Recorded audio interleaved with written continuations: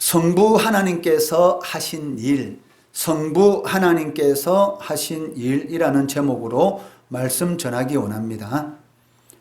2016년에 개봉된 윤여정과 김고은 주연의 개춘할망이라는 영화가 있습니다.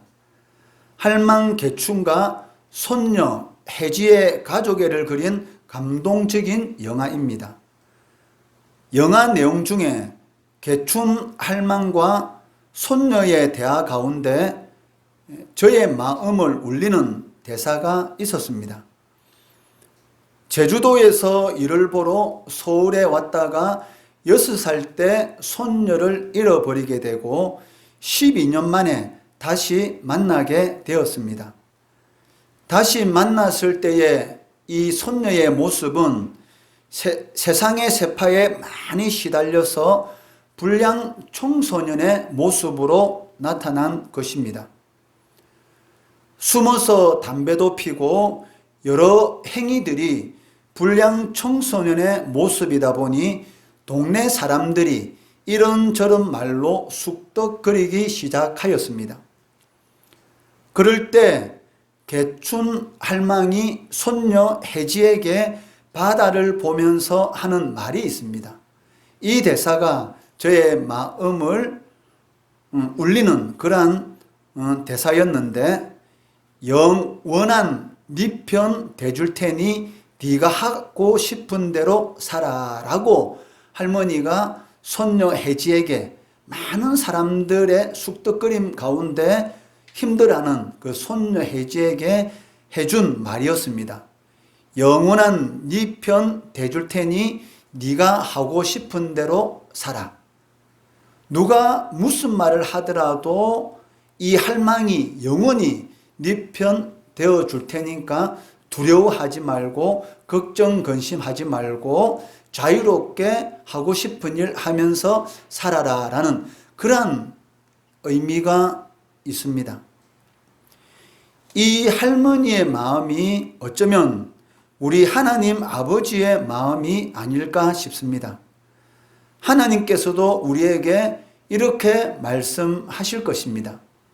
영원히 네 편 대줄 테니 내 안에서 자유하며 행복하게 살아 라고 하나님께서 우리들에게 말씀하지 않겠습니까? 이렇게 좋으신 하나님의 영광을 위해 사는 것은 당연한 것이라고 생각이 됩니다. 그러나 우리는 하나님의 영광을 위해 산다고 하면서도 실상은 우리 자신만을 위한 일을 먼저 생각하는 그러한 경향들이 있습니다. 그러기에 우리는 하나님을 위한 일보다는 예수를 믿을 때에 얻게 되는 그러한 복에 대해서 더 많은 관심을 가질 때가 종종 있다는 것이죠. 그래서 바울은 성도들에게 진짜 좋은 복이 무엇인지를 말씀하고 있습니다. 오늘 본문 3절에 보시면 찬송하리로다 하나님 곧 우리 주 예수 그리스도의 아버지께서 그리스도 안에서 하늘에 속한 모든 신령한 복을 우리에게 주시되라고 말씀하고 있다는 것이죠. 하나님께서는 성도들에게 이 세상이 줄 수 없는 진짜 좋은 복을 주시는데 그 복이 무엇이라고 합니까? 하늘에 속한 신령한 복이다라고 말씀하고 있다는 것이죠. 그러나 바울은 복에 대한 말씀을 전하면서 먼저 성도가 해야 할 일이 무엇인가를 말을 하고 있습니다. 즉 바울은 3절 말씀을 시작하면서 찬양하리로다라는 말씀을 통해서 하나님께서 주시는 이 복 이전에 먼저 우리가 하나님을 경배하고 찬미하는 일이 우선순위임을 강조하고 있다는 것이죠. 그렇기 때문에 누가 복을 받는 사람인가? 그 사람은 복을 향해 돌진하는 사람이 아니라 복의 원천을 생각하고 그 원천을 붙드는 사람, 그 사람이 진정 복이 있는 사람이다라는 것을 말하고 있는 것입니다. 이는 출장을 다녀온 아버지 손에 들린 선물이 먼저가 아니라 그 선물을 들고 오신 아버지를 붙드는 것이 먼저라는 것이죠. 왜냐하면 선물의 원천인 아버지를 붙들면 당연히 아버지 손에 들려있는 그 선물은 그냥 내게 주어지는 것이기 때문입니다. 그래서 바울은 신령한 복이 우리에게 어떻게 주어지는가에 대해서 먼저 말씀합니다. 3절 중반절에 보시면 그리스도 안에서라는 말씀이 나오고 있습니다. 이 말씀은 그리스도 안을 떠나게 되면 결단코 하나님으로부터 오는 어떠한 복도 누리지 못한다라는 것을 의미하고 있다는 것입니다. 왜냐하면 성도들이 누리는 모든 복은 예수 그리스도를 통해서만이 우리들에게 오기 때문입니다.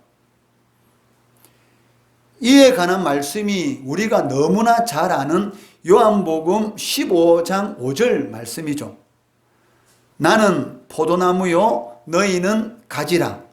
그가 내 안에 내가 그 안에 거하면 사람이 열매를 많이 맺나니 나를 떠나서는 너희가 아무것도 할 수 없음이라. 그리스도 안에 있을 때만이 많은 열매를 맺을 수 있는 것이지 그리스도를 떠난 삶 가운데서는 아무 열매도 맺을 수 없다라고 말씀하고 있습니다. 신자나 불신자나 구분 없이 하나님께서 모든 사람이 누리도록 하신 일반적이고 공통된 복이 있습니다. 그것을 신학적으로는 일반 은혜라고 말을 하고 있습니다. 이에 대해 산상수훈에서 예수님께서 말씀하셨습니다. 마태복음 5장 45절에 보시면 하나님이 그 해를 악인과 선인에게 비추시며 비를 의로운 자와 불의한 자에게 내려주심이라 라고 말씀하고 있다는 것이죠. 하나님께서 악인이나 선인이나 모든 사람에게 공통적으로 주시는 그 복, 바로 일반 은혜, 해를 주시고 비를 내려주심으로 인해서 그 하는 일을 통해서 열매를 맺을 수 있도록 그런 은혜를 베풀어 주신다는 것입니다. 그러나 바울 사도가 오늘 본문을 통해서 언급하고 있는 복은 이러한 복이 아니라는 것입니다. 즉 하나님께서 그리스도인들에게만 주시는 특별한 은혜에 대해서 언급하고 있다는 것입니다. 악인이나 선인이나 의로운 자나 불의한 자나 세상을 살아가는 데 필요한 일반적인 복은 다 누릴 수가 있습니다. 그리고 악인이나 불신자가 의인이나 신자보다 세상에서 더 좋은 것을 풍성히 누릴 수도 있다는 것입니다. 물론 이 때문에 신자들이 시험에 드는 경우도 있습니다. 그렇다 할지라도 하나님께서는 이 일반 은혜라는 이러한 방식으로 차별 없이 모든 사람들에게 은혜를 베풀어 주십니다. 하지만 특별한 은혜는 오직 그리스도인들에게만 하나님께서 주신다는 것입니다. 바울은 성도들에게 편지를 쓰면서 그들이 누리고 있는 특별한 복과 특권에 대해서 알기를 간절히 원하고 있습니다. 그래서 바울은 그리스도인들이 누리는 이 복에 대해서 일반 은혜하고 비교되는 신령한 복이라는 말을 사용해서 설명하고 있다는 것입니다. 구약시대에는 눈에 보이는 실물적인 복을 매우 중요하게 생각하였습니다. 당시에는 어떤 사람이 복을 받았는지 아니면 복을 받지 못했는지에 대한 기준이 무엇입니까? 그 사람이 양이나 소나 염소의 수를 얼마만큼 많이 소유하고 있는지, 그리고 그가 소유한 땅의 규모가 얼마나 많은지에 따라서 그 사람이 하나님 앞에 복을 받았다, 아니면 복을 받지 못했다라고 판단을 하였습니다. 그러나 신약 시대에는 전혀 다른 형태로 복을 평가하게 되었다는 것입니다. 즉, 그 복들은 지상적인 것보다는 하늘에 속한 것이다 라고 말씀하고 있습니다. 3절 중반절에 보시면 그리스도 안에서 하늘에 속한 모든 신령한 복을 우리들에게 주시되라고 말씀하고 있습니다. 이와 같은 말씀에도 불구하고 안타까운 사실은 불신자들 뿐만이 아니라 많은 신자들까지도 하늘에 속한 신령한 복, 영원한 복보다는 지상적인 복에 더 관심을 두고 있다는 사실입니다. 그러나 누가 뭐라고 해도 신자들이 누리는 복의 우선순위는 그리스도 안에 있는 하늘에 속한 신령한 복이어야 한다는 것이죠. 바울은 빌립보 교회에 편지를 쓰면서 우리의 시민권은 하늘에 있다라고 말씀하고 있습니다. 이 말은 신자들이 속해 있는 실질적인 장소는 지상의 나라가 아니다라는 그런 의미를 지니고 있습니다. 물론 여러분들이 이 땅에 살아가고 있는 것은 사실입니다. 그렇지만 실질적으로 신자들의 시민권은 하늘에 있다는 것이죠. 신자들은 원래 고향인 하늘을 떠나서 잠시 지상에 머물러 있는 존재다라고 성경은 말씀하고 있습니다. 베드로전서 2장 11절 말씀해 보시면 사랑하는 자들아 거류민과 나그네 같은 너희를 권하노니 영혼을 거슬러 싸우는 육체의 정욕을 제어하라 라고 말씀합니다. 여기 거류민과 나그네라는 이 두 단어는 고향에 머물러 사는 자가 아니라 고향을 떠나서 계속 유랑하는 자를 가리키는 용어입니다. 그렇기 때문에 베드로는 성도는 어떤 사람인가? 이 땅에서 잠시 체류하는 자, 이 땅에서 잠시 유랑하는 자라는 사실을 강조하고 있다는 것이죠. 이것을 베드로 사도가 강조하는 이유가 무엇입니까? 잠깐 있다가 없어지는 것에 소망을 두지 말고 영원한 것에 소망을 가지고 살아가도록 권면하고 있다는 것이죠.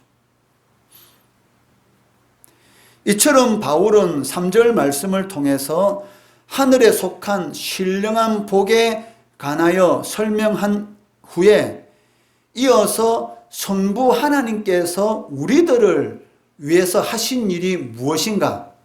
거기에 대해서 세 가지로 말씀하고 있습니다.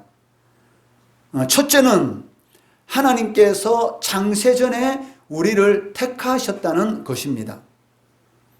4절 말씀해 보시면 곧 창세전에 그리스도 안에서 우리를 택하사 우리로 사랑 안에서 그 앞에 거룩하고 흠이 없게 하시려고 라고 말씀하고 있습니다.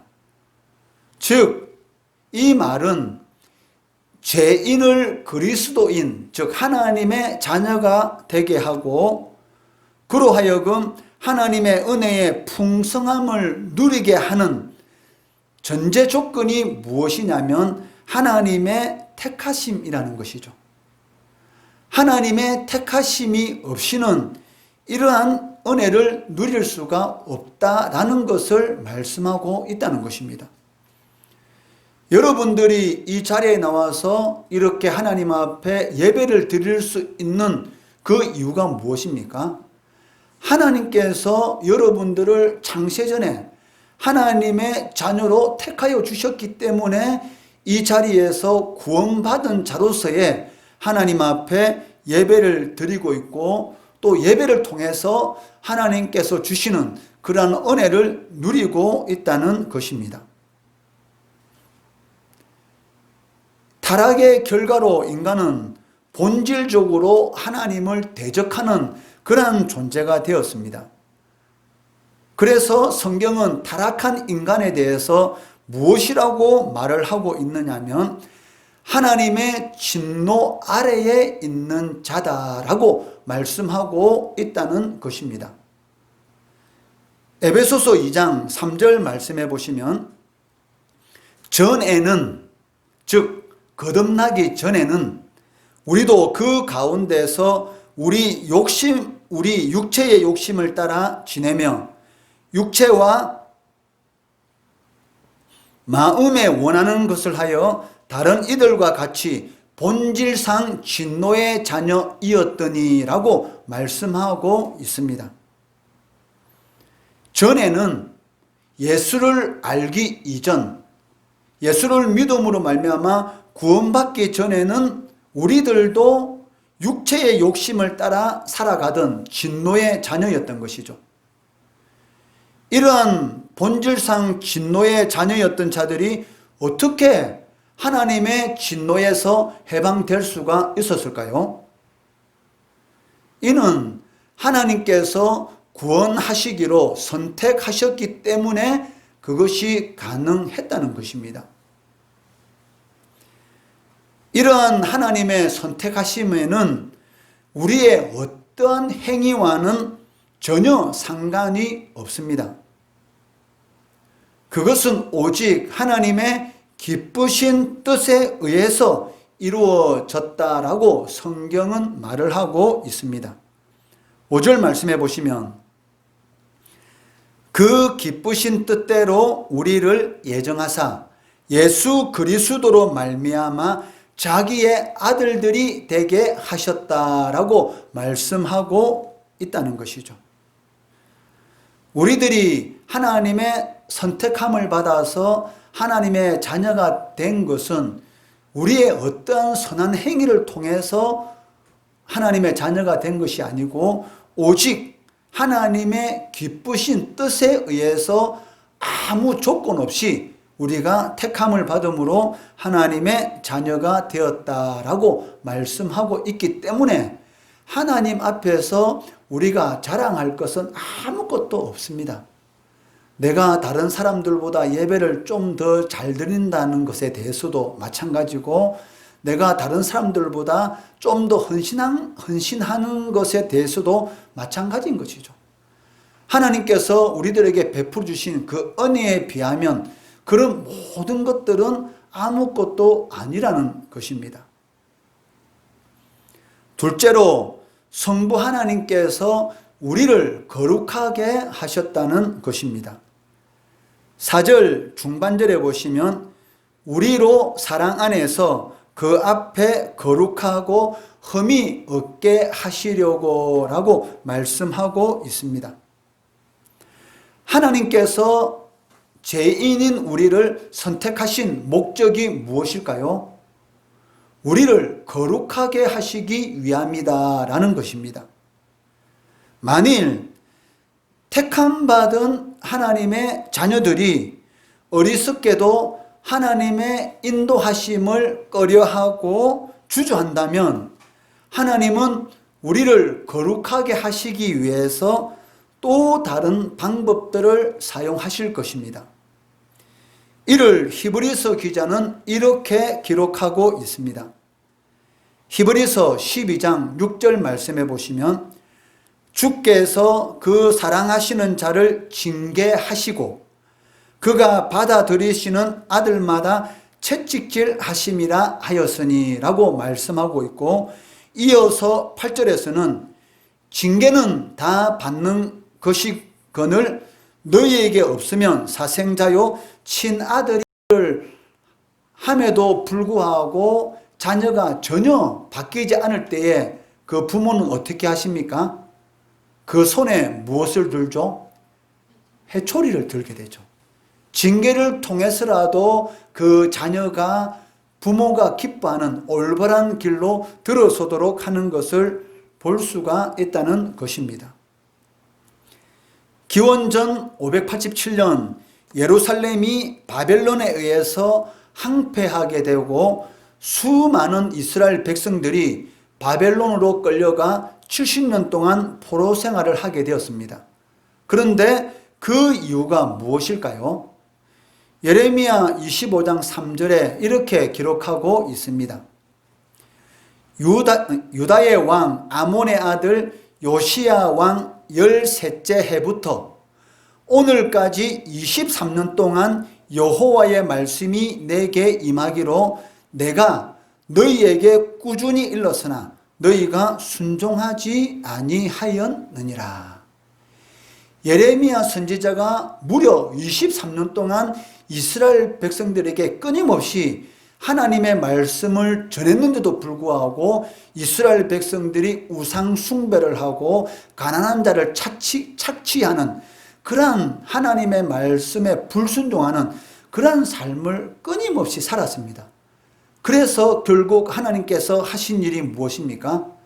징계의 도구로서 바벨론을 들어서 이스라엘 백성들을 침으로 인해서 이스라엘 백성들을 깨닫도록 하시는 것을 보게 된다는 것이죠. 이와 같이 하나님의 말씀이 지속적으로 임하는데도 불구하고 우리들의 삶이 거룩성을 회복하지 않는다면 하나님께서는 반드시 다른 방식과 다른 방법을 사용하셔서 우리를 거룩하게 하신다는 것입니다. 구원이라는 것은 본질적으로 하나님과 성도와의 관계에 관한 것이기 때문에 필연적으로 거룩이라는 차원으로 연결되게 되어 있습니다. 그렇기 때문에 성도의 거룩한 삶에서 칭의, 의롭다 칭함을 받는 것과 성화, 예수 그리스도를 닮아가는 것, 칭의와 성화를 떼어놓고 말을 한다는 것은 잘못된 것이죠. 내가 하나님 앞에 의롭다함을 받았다라고 말하면서 그 사람이 거룩한 삶을 살지 않는 것, 이건 잘못된 것이죠. 칭의와 성화, 거룩한 삶을 따로 말을 한다는 것은 진정한 그리스도인의 모습이 아니라는 것입니다. 세 번째로 성부 하나님께서는 우리로 하여금 하나님의 은혜의 영광을 찬송하게 하셨습니다. 6절 말씀해 보시면 이는 그가 사랑하시는 자 안에서 우리에게 거저 주시는 바 그의 은혜의 영광을 찬송하게 하려는 것이라 라고 말씀하고 있습니다. 죄로 인한 가장 큰 문제가 무엇일까요?